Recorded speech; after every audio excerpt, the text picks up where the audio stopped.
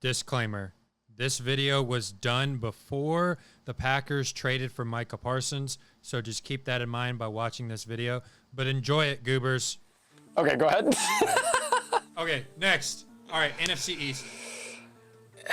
What are we looking NFC East sleeper teams. I mean, again, like it's just kind of obvious. We're just kind of talking about fourth place teams because the Eagles just won the Super Bowl. Washington was in the NFC Championship game. But hold on though. Think about this. No, I'm thinking not fourth place teams. I don't think Dallas is gonna be that good, dude. Like, especially if they lose Micah, which everything looks like is actually gonna happen, which would be insane. But it kind of looks like that's actually gonna happen. So if that, I'm not even in a talk right now. So if that does happen, Dallas. No, I think it'll be good for the future of Dallas. But I don't think it'll be good for right now. And so I mean, New York, I actually think New York's gonna be pretty good this year. Like they actually, especially if they start Jackson, I believe in Jackson Dart, bro. So I think if Jackson Dart gets in there, he's got the energy, he's got the mojo, he's got the play, he's been actually phenomenal in the preseason. He's got the preseason yeah, mojo. but he's actually been good in the preseason. He hasn't had like a couple good drives. He's been really solid. The D-line is, my bad, let me just refrain that. The defense in total is actually pretty good in New York. Like, yeah, it's not bad. The team's actually solid. D-lines in football. One of the best D-lines in football. I think New York's the best, but I've been talking for a minute, JB. Are we going, what do we think about, we've kind of talked crap on Dallas. What do we think about the Giants, one of your hated rivals? Look, Dallas is a sleeper to win this division. I think this team is going to be top 5 passing offense in football. Now, where you go to Micah Parsons, defensively, we're going to be atrocious. I think, and Michael Irvin said this, we're going to have to score 35 points a game to win football games this year. That is what's going to happen. But I think, we've seen in the past, Eagles get banged up before and they crap their pants and have a little skid. So we've seen magic be able to happen in this division, and there hasn't been a back-to-back winner, I think, correct me if I'm wrong, 2008, something like that. Could be wrong on the number, but there hasn't been a back-to-back division winner in a long time. That's the bottom line here. And I'm just not seeing the Eagles going, they're obviously everyone's pick, but this NFC East is so good. I mean, tell me if I'm wrong, Ashton. A team with Dak Prescott, George Pickens, CeeDee Lamb, Kevontae Turpin, Jake Ferguson, tell me that's not one of the best offenses and the most fun teams in the NFL to watch. And I'm just saying this non-biasedly. Yes, I agree. But the topic was not most fun teams to watch. I do think Dallas's offense is going to be one of the best in the league. But that wasn't the topic. And I don't think they're going to be very good because their defense is not good. Their defense is not good without Micah Parsons, dude. It's actually really bad. That's an. Who's your defensive coordinator? First of all, we were bad last year with Micah Who's your defensive coordinator? Dude, I don't even know the guy. Bears legend, isn't it? Bears legend Matt Eberflus, dude. Yeah, fuck that guy, dude. I'm not even gonna mention his name because one, he sucked as a Bears coach. I'm not even gonna mention it. Not even gonna mention it. But I want to see. Look. I understand he was on the staff a couple of years ago back. I get it. He's got ties in Dallas. I understand this, but who is the Cowboys defensive coordinator? I don't know. Can't name him, dude. Can't name the guy. And he's gonna be pretty lost out there if Micah Parsons isn't there. I do think that. Yeah, no dip. Let me. Yeah. You had your piece. And I had mine about the Giants. You said you Cowboys. Sleeper pick Cowboys. Cowboys. I'm just saying, offense is going to be electric. Don't be surprised if that offense can carry them to a division title this year. Mark it. That's what we got to say there. That's what we're starting with.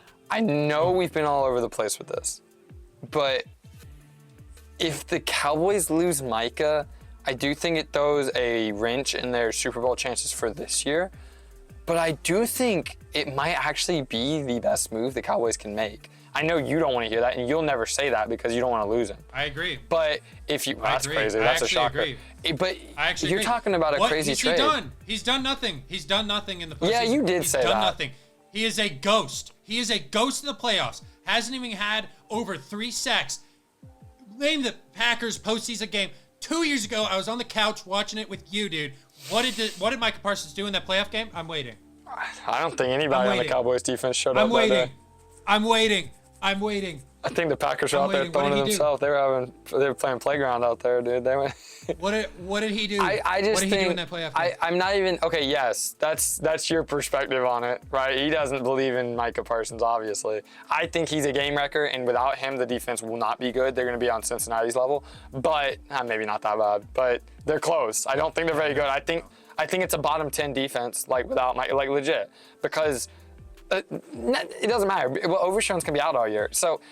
But I do think in the long term, you're talking about, everyone says, oh, the Khalil Mack trade is going to be similar to Khalil Mack. 2 1s, a 2 and a 3, or was it 2-2? They got insane value for Khalil Mack, the Raiders did. Now, what the Raiders did with it is neither here nor there. But if the Cowboys can, actually, do good with those picks, dude, yeah, this is 100% the right move is to move off Micah. I do too, because it could be it gives you ability to re-sign George Pickens. Yes. Because if we pay Micah, we're not going to be able to pay George Pickens next year. And then just pick up a bunch of... impossible. Well, I was saying this, JB, I told you this years ago, maybe two years ago. I was like, y'all are about to be in trouble because you're going to have to pay CeeDee Lamb, Dak Prescott, and Micah, and I just don't see how you do all three. And what did I tell you? You can't. We had to pick 2. Yeah. We had to pick 2 out of 3, and we already picked. And personally, I don't think you picked the right 2, but that's neither here nor there. No, I don't either. I don't either. I think. Why we pay Dak? Stupid, dude. Stupid. I think even replacing CeeDee Lamb is easier than replacing Micah Parsons. But you can work. I said it a couple weeks ago.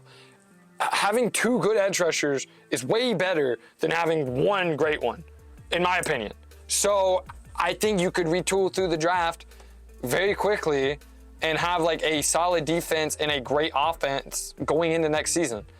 So I think that if they make this move and they can get some sort of young defensive player in it and some picks, I do think it'll make you a more serious team going into 2026 than you're going to be, although you're going to be worse in 2025, if that makes sense.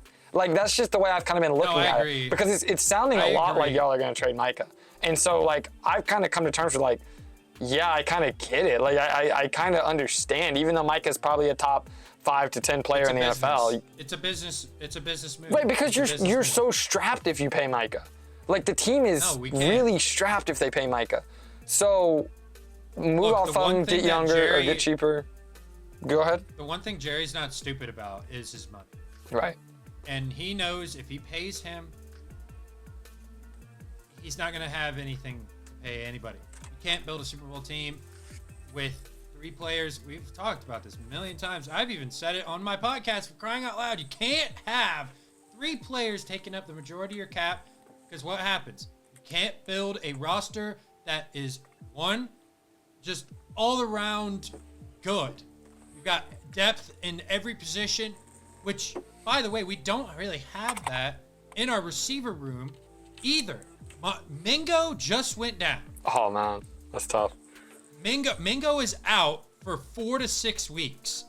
That's a done deal, sprained PCL. That hurts. Now, obviously, with Pickens, it doesn't hurt us as bad, in my opinion. I think we get away with that a little bit. But, defensively, man, I mean, we were one of the worst rushing offenses, or what? Not worst rushing offense, worst rushing defense in football. We were horrible. And in the preseason, our rushing defenses looked terrible. Terrible. We allowed in the preseason against the Ravens 2 backup running backs to have 150 yards combined on us in the preseason. And those are most likely guys that are going to rotate in during the regular season. It is concerning to me. But I do think our secondary can make some noise. We got Diggs coming back. We got Deron Bland coming back. We have Malik Hooker at safety. Kyer Alam. We got him from the Bills. Very slept on pickup, in my opinion. I think our interior defense is going to be horrible. Mm-hmm. But our pass defense, dude, it could be really good. That could honestly save us. low key. But then we just need Micah back, which honestly, I wouldn't be surprised if Micah suits up week 1 without a contract, because I think he could play out the regular season, because he said he's going to do what he needs to do during the regular season if he's under contract. But what's going to happen is the Cowboys are not going to trade Parsons. I'm guaranteeing you that. What's going to happen is after this year, they're going to franchise tag him. They're going to try to keep him from one more year and then maybe trade him at that point. I don't think he'll play on a franchise tag. But also, I think the only team, if staying corrected, I think the only team that's really called about Micah Parsons is the Packers. Oh, I've heard, yeah. So, like, no other team is called about him because they know when they get him, they got to pay him. It's very similar to the Son Reddick situation. He wanted to get traded so he could get paid. So most teams are not going to want to give up that kind of capital for a guy who has barely been in the organization. It's just not realistic. I just don't think it's going to, I don't think a trade's going to happen. I don't. I could very well see him playing week 1. Could very well see him play. And the only reason he hasn't been playing and participating in training camp is according to his quote-unquote back tightness, right, according to Jerry. But he's still been at practice. This is the unique part about this entire situation. I will close it out real quick because I'm not trying to get in too much of a rant. But this is different from any holdout in NFL history. You know why? Because the guy's still showing up to training camp. He's still showing up to preseason. And he's traveling with the team. That doesn't look like a guy that's going to sit out week 1. Right, I agree.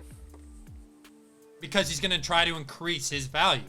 If Micah goes on to have a crazy season, leads the NFL in sacks, is a game wrecker in pass coverage like he always is, multi-dimensional, that's why he wants that kind of money. We could totally see that value for him go way higher. So maybe secretly behind closed doors, him and his agent are talking about, well, if you ball out and you go out and make it undeniable, maybe they pay him. But also, Cowboys could maybe pay him right before the season starts. They did the same thing with Dak. Yeah. They did the same thing last year. So I wouldn't be surprised if they pay him right before the regular season. Wednesday, before the Eagles game, if he gets paid, wouldn't be surprised. Right. I don't know. You made a lot of good points there. Who knows what's going to happen, really, but I will understand what happens no matter what happens. You know, if he gets signed, if he doesn't, if he gets traded, you know, I'll kind of understand. The only thing I won't understand is if for some reason he walks in free agency, which would be insane. So, but I wouldn't be surprised. I just would be stunned because I wouldn't understand why, yeah. but I wouldn't be surprised. Yeah, it sounds like something the Cowboys would do. So, let's go. Hey, go check out the documentary. Yeah, right. Yeah. Let's go to the NFC South. Very good, by the way, if you haven't watched it. The documentary.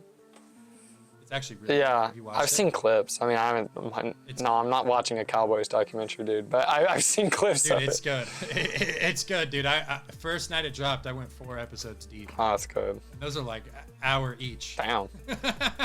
That's crazy. I watched the SEC one. Yeah. I watched that one was good. I did watch that. Yeah. I did watch that.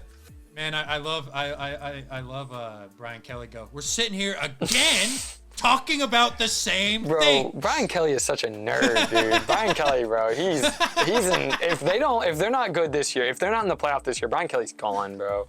There's no way. They got to make the playoff this year. Yeah, they do. That's a bad Their teams situation he's got they've dealt been down too there. talented the last few years to be this bad. It's actually crazy.